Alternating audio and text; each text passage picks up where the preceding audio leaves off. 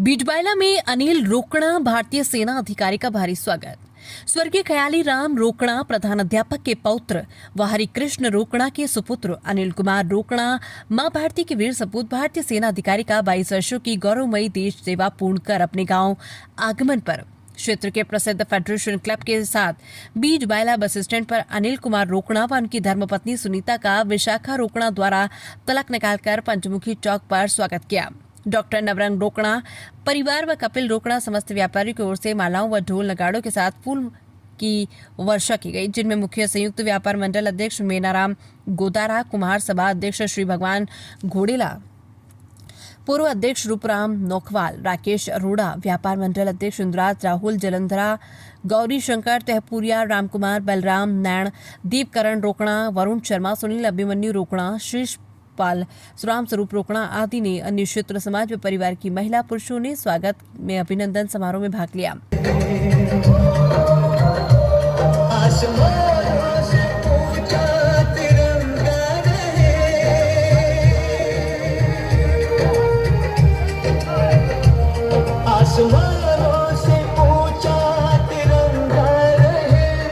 अनिल रोकड़ा भारतीय सेना अधिकारी ने अपने कार्यकाल की पूर्ण दुख व सुख भरी कहानी का विस्तार से बताई, लेकिन उनका कहना है कि मैं इतना भाग्यशाली व किस्मत वाला हूं कि भारत देश की सेवा करने का मुझे मौका मिला। इस और आगे भी मैं घर बैठे ही सेवा का जज्बा मेरे अंदर बना रहेगा। मैं अपने दादा दादी व माता पिता व गुरुजनों का आभार प्रकट करता हूँ कि मेरे दिल में देश भावना व सेवा करने का जो जज्बा भरा, मैं उसे पूरा करके उनके सपनों को पूरा कर दिखाया। गांव में पहुंचने पर सभी समस्त ग्रामीण रिश्तेदारों ने मुझे कंधों पर उठाकर खुशियां मनाई। बीजबायला से शेषपाल ताहपुरिया की रिपोर्ट। अनिल जी, जो आप आर्मी में भर्ती हुए थे, तो उससे पहले आपने क्या सोचा था कि आर्मी में भर्ती होना है, कब होना है? बहुत सी कठिनाइयाँ आएंगी, बहुत से सुख दुख आएंगे, तो उसके बारे में बताना। आप पहले तो आपका परिचय बता दीजिए। पहले मेरा परिचय है अनिल कुमार सनोप श्री हरिकृष्ण रोकड़ा, गांव भरकेवाला, तहसील पदमपुर, जिला श्री गंगानगर, राजस्थान। और परेशानी ये है, जब मैं फर्स्ट ईयर में था तो मैंने ऐसे फर्स्ट ईयर का एग्ज़ाम चल रहा था, मैं अपने घर की कंडीशन और सब कुछ देखते हुए मैंने अपना निर्णय लिया कि क्योंकि अभी नौकरी की, तो मेरा एक बचपन से एक मोटो था कि मैं भारतीय सेना में जाऊंगा और अपनी देश सेवा करूंगा। तो मैं अपना सुबह ही 4 बजे जैसे अलार्म, तो मेरे उस टाइम दादाजी थे, दादाजी ने क्या कि ये सुबह दादाजी का खयाली राम जी रोकड़ा। अच्छा। तो वो क्या करते थे, उसने देखा ये मैं कभी कभी उठता था कि अभी 3 बजे उठ जाना, फिर मैंने उठता लाइट जलाना, तो देखना कि लाइट जलाने से, तो वो लाइट जलाने तो डेली 2-3 बार दादाजी नोट किया। तो दादाजी का स्वभाव आपका बहुत खरा था। नहीं खरा था, पर उनके पास मेरे लिए थे एक तो अच्छा था, हमको यानी बहुत पिटाई से यानी टीचर थे, उन्होंने ऑब्जर्व करते थे ना इसको क्या रिक्वायरमेंट है। तो उसने देखा ये डेली 3 बजे उठता है, कभी 4 बजे उठता है, जाता 3:30। फिर एक दिन दादाजी गए मार्केट, तो एक अलार्म लेके आया, मेरे को बोला ये लगाया कर। तू बोला रात को पूरी रात कभी सोता नहीं है, कभी बोला बीच बीच में उठ के। भूमिका आपके यानी दादाजी की रही, दादाजी की है। तो आप कौन से सन में यानी इसमें? मैं जब 2004 में मेरा पहले एग्ज़ाम फर्स्ट ईयर का एग्ज़ाम चल रहा था। ठीक है। तो फर्स्ट ईयर का एग्ज़ाम चलते चलते मेरा लगभग उस टाइम एग्ज़ाम में लगभग सब पेपर हो गए थे। तो ऑप्शनल जो एक ऑप्शनल होता है, जो हिंदी हुआ, तो वो क्या 3 साल में एक बार करना होता। मैं फर्स्ट ईयर में था उस टाइम। ठीक है। तो वो मेरा फर्स्ट ईयर पेपर था, तो मैं रनिंग में गया, काफ़ी बंदे गाँव के भी गए, तो और तो काफ़ी लड़के गाँव में रनिंग में आउट हो गए, पर मैं एक दिमाग में था भी जाना ही जाना है। फर्स्ट चक्कर शुरू हुआ, काफ़ी बंदे पूरा सूट लगाया, आगे चले गए।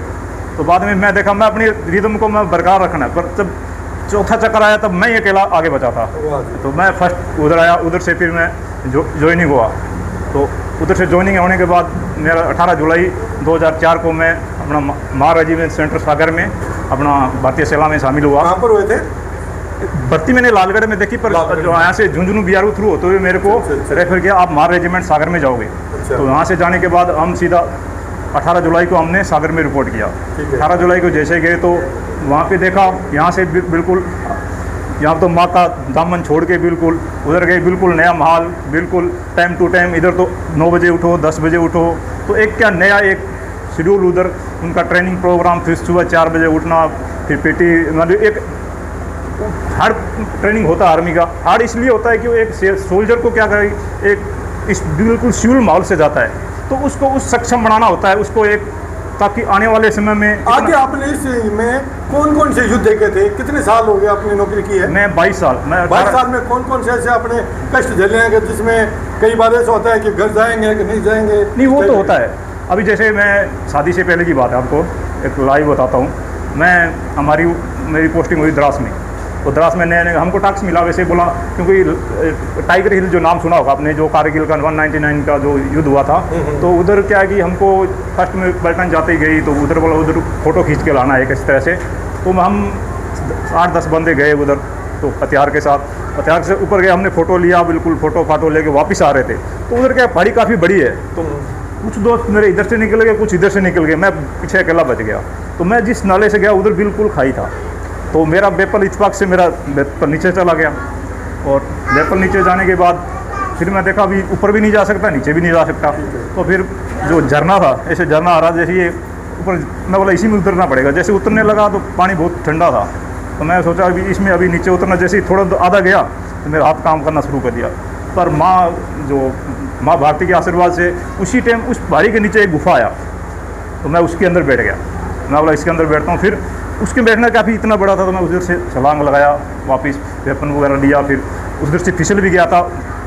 तुरंत फिसलने के बाद बर्फ़ पे क्या है कि बहुत नीचे तक जाना था, पर भगवान की कृपा से अगर इतना बड़ा पत्थर आया। मौत और जिंदगी के बीच में आप कई बार वो होता है संघर्ष, जैसे ये तो एक द्रास की बात होगी। फिर श्रीनगर में RR में लाइव लोकेशन होता है, लाइव जो ऑपरेशन होता है उसमें बिल्कुल जो मिलिटेंट सामने होता है, वो तो इत्तेफाक से होता है, क्योंकि मिलिटेंट की फर्स्ट गोली किसी को बता के नहीं आती। अगर एक बार पता लग जाए फिर तो बंदा, क्योंकि 9 महीने के दौरान एक सोल्जर को इतना सक्षम बनाया जाता है कि वो अपना धरती जो ये माँ होता है, इधर धरती की माँ। सबसे ज्यादा कष्ट आपने क्या उस झरने में जला कि उसके अलावा और भी कई कष्ट? वो तो चलो एक था, पर ये होता है वो तो एक चलो प्राकृतिक देन थी, वो प्राकृतिक का था, वो प्राकृतिक ने ही कष्ट तो फिर भी थे, वहाँ था, कष्ट तो था।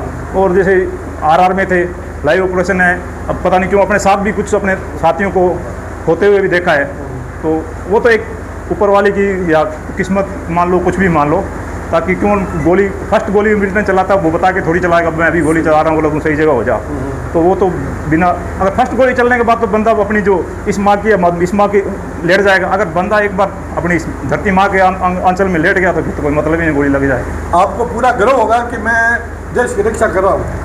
गौरव क्यों नहीं होगा, अपना गांव, और इतना गर्व है कि पहली बार गांव ने इतना मान सम्मान दिया, जो इतना। अब यानी जो आपको खुशी हुई, जो 1 महीने, जैसे अब महीना रह गया, अब 20 दिन रह गए, अब 15 दिन नहीं, एक भारतीय संस्था एक बहुत अच्छी तरह से है। अभी जैसे हम क्या, इधर सिविल रिटायरमेंट होता है, वो सिर्फ 1 दिन जाता है, फूल वगैरह लाता है। हमको एक, जैसे मैं 11 मार्च से हूँ, तो 11 मार्च से हमारी एक भारतीय आर्मी का एक बहुत अच्छा ड्रिल है। हमें वापस 1 महीना ट्रेनिंग सेंटर जो हमारा सागर में, उधर भेजते हैं। जितने भी हमारे रेजिमेंट से शुरू होते हैं ना, वो वापस वहाँ पे जाता है। वापस फिर जैसे अभी जैसे मैं आज से 22 साल पहले उधर वापस गया, तो मैंने देखा, मैं इधर मेरे को उस्ताद होता था, बिल्कुल बोला वहाँ ऊपर ही रहेगा या इस कीचड़ के अंदर से ही जाएगा। तो 22 साल बाद जब मैं जाता हूँ, उस टाइम मेरे को तकलीफ होता था, पर आज देखता हूँ तो उसी जगह लगता है कि उस्ताद ने मेरे को अच्छा ट्रेनिंग दिया, तभी आज मैं सकुशल अपनी धरती, अपने जन्मभूमि वापस जा रहा हूँ। तो ये खुशी कितनी हुई आपको? जैसे नहीं, खुशी तो होती है, अपना कुछ दुख भी होता है, क्योंकि 22 साल, जैसे मैं 19 साल में भारतीय सेना में शामिल हुआ, तो 22 साल मैंने अपने देश और जो नए साथी जुड़े, तो गम, खुशी और गम दोनों होता है, माहौल मिक्स होता है। उसमें ये होता है, उन साथियों का भी इधर से घर से छोड़ के गया तो दुख हुआ, उधर से मेरे साथी थे, उनको अगर आपका वहाँ पर मान सम्मान हुआ था? वहाँ सम्मान होते वक्त मान सम्मान सबका होता है। पहले अपनी जिस रेजिमेंट से हम बिलोंग करते हैं, उस रेजिमेंट में कमांडिंग ऑफिसर से लेके हर जवान जिस कंपनी से बिलोंग करता है, वो अपना खाना पीना सब कुछ, यानी कि गिफ्ट वगैरह दे के सम्मान करते। फिर 1 महीना पहले सेंटर भेजते हैं, हमारे जितनी यूनिटें उधर तक, जैसे हर यूनिट से मेरी रेजिमेंट की 22 यूनिटें हैं, तो 22 यूनिटों से अलग अलग उधर सेंटर में जितने भी पेंशन जाने वाले लगभग 100 बंदे थे।